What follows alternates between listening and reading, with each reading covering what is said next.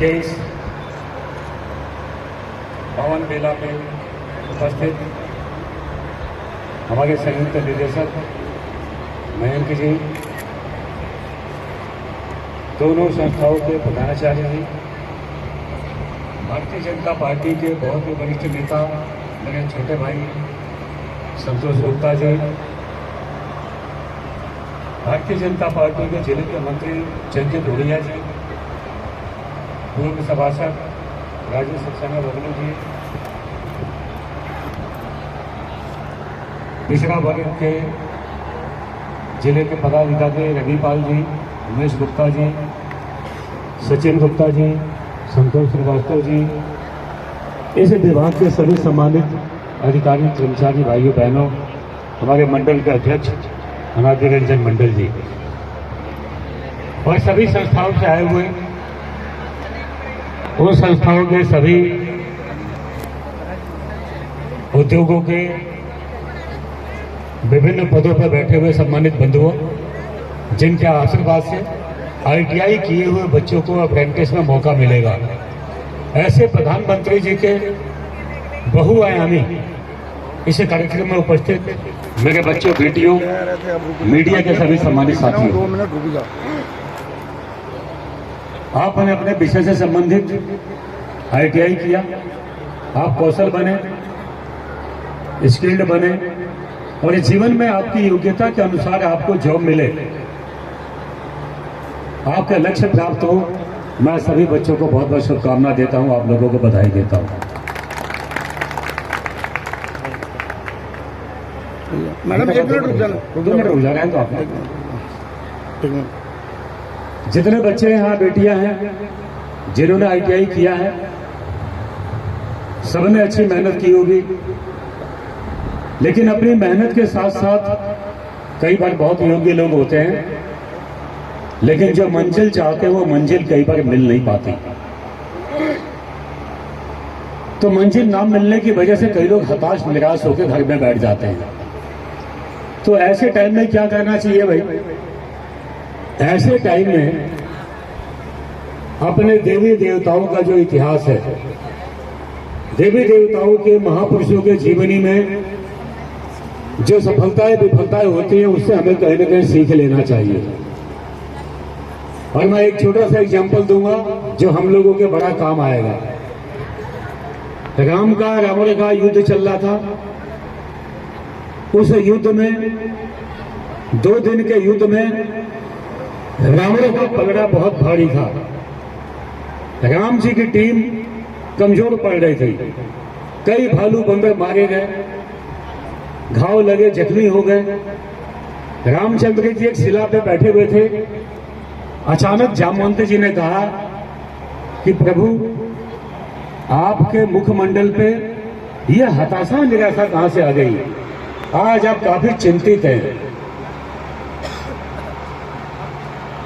तो रामचंद्र जी ने कहा कि देखो भाई, मैं युद्ध में 2 दिन में मेरा पलड़ा हल्का हुआ, मैं कमजोर पड़ा, मेरी टीम कमजोर पड़ी, मैं इसको स्वीकार करता हूं, ये बात सच है। लेकिन जब मैं युद्ध लड़ रहा था, उस युद्ध के लड़ते समय मैंने देखा कि रावण अकेला युद्ध नहीं लड़ रहा था। रावण के साथ ये जो 9 शक्तियां हैं ना, शैलपुत्री, और जो हम नवरात्रों में 9 माताओं की पूजा करते हैं, और लास्ट में जो पूजा होती है, शक्ति रूपेण संस्थिता, नमस्तस्तै नमस्तस्तै नमो तस्तै नमो नमः। वो जो मेन शक्ति की दात्री हैं, वो रावण के साथ युद्ध कर रही थी, और उनके रावण के साथ युद्ध करते हुए मैं कभी किसी कीमत पर युद्ध जीत ही नहीं सकता। इसका उपाय क्या है? तो जामवंत जी ने कहा कि प्रभु, आप तो सब चीज के ज्ञाता हो, आपको शक्ति की पूजा करनी चाहिए, और जब शक्ति की पूजा करके आप उनको खुश कर लोगे तो जीत आपकी होगी। रामचंद्र जी ने एक पल में ही बात को स्वीकार कर लिया। बोला, जामवंत जी, बिल्कुल आपका सुझाव ठीक है, मैं शक्तिदात्री की माता की मैं पूजा करूंगा, 9 दिन पूजा करूंगा मैं पूरा। क्या होगा पूजा में? क्या चाहिए? जंगल में थे, वनवास में थे भाई, कुछ मिले ना मिले, 9 कम से कम नील कमल लेके आओ। हनुमान जी को आदेश दिया गया। तो हनुमान जी की तो आदत में है ना, भेजो संजीवनी बूटी लाने के लिए, उठा के ले आते हैं पूरा पहाड़ ही। ऐसे नील कमल लेने के लिए गए, नील कमल ढूंढ के लाओ कैसे भी, तो 9 नील कमल ढूंढ के आ गया। भगवान रामचंद्र जी पूजा पे बैठ गए। और ध्यान देना भाई, विजयादशमी को तो होता है, तो रामचंद्र जी की ये परंपरा है। उन्होंने शक्ति को पाने के लिए 9 दिन पूजा किया और एक एक दिन एक एक नील कमल चढ़ाते गए। 8 दिन हो गया तो माता शक्ति ने ये तय किया कि भगवान राम जी की परीक्षा तो ली जाए। तो माता शक्ति ने भगवान राम जी की परीक्षा ली और जब 8 कमल चढ़ा दिए, 9वां कमल बिल्कुल ध्यान में थे।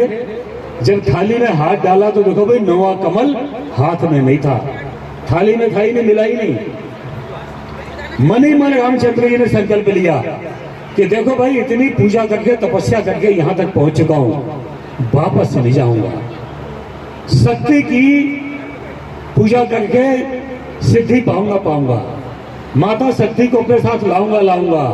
8 सीढ़ी चढ़ चुका हूं, अब 1 सीढ़ी से पीछे नहीं आऊंगा, चाहे इसके लिए मुझे कुछ करना पड़े। लेकिन 9वां नील कमल नहीं मिला, था ही नहीं थाली में। तत्काल उनको ध्यान आया कि जब मैं छोटा था तो मेरी माँ बोलती थी, ये रामचंद्र जी की आंखें नहीं हैं, ये दोनों नील कमल हैं। तो रामचंद्र जी ने कहा कि जब मेरे पास 2 नील कमल है और मुझे चाहिए 1, तो मैं माता के चरणों में 1 अपने ये नयन कमल मैं समर्पित करूंगा। और जैसे भगवान रामचंद्र जी ने अपने तीर निकाल के अपने 1 आंख को निकालने के लिए जैसे ही चुभाने की कोशिश की, शक्ति माता प्रकट हो गई और उन्होंने कहा, प्रभु आप अपनी तपस्या में सफल हो, आपको आंख निकालने की आवश्यकता नहीं है, ये तो आपका इम्तिहान था, आप जाइए हमारे से युद्ध कीजिए, सफलता आपको ही मिलेगी।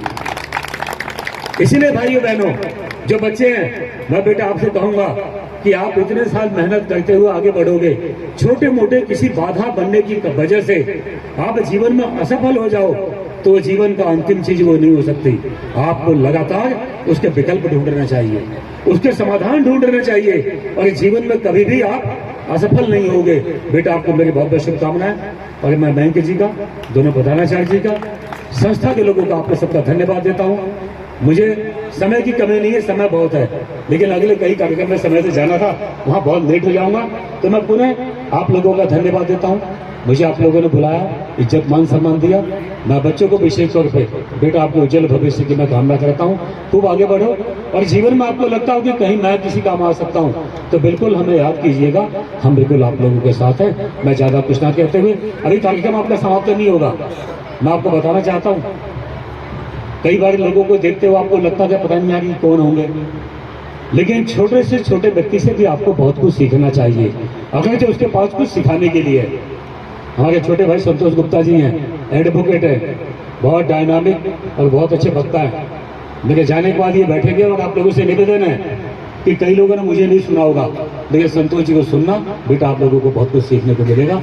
आप लोगों का सबका बहुत बहुत धन्यवाद। जय हिंद, जय भारत। धन्यवाद विधायक जी।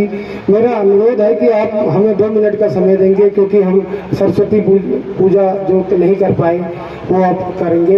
इसके अलावा मेरा विधायक जी से अनुरोध है कि हमारी सड़क जो किन्हीं कारणों से नहीं बन पा रही है, कृपया इसको बनाने में आप हमारा सहयोग देंगे, एवं बाउंड्री वाल। धन्यवाद आपका बहुत बहुत हमारे बात को मानने के लिए विधायक जी।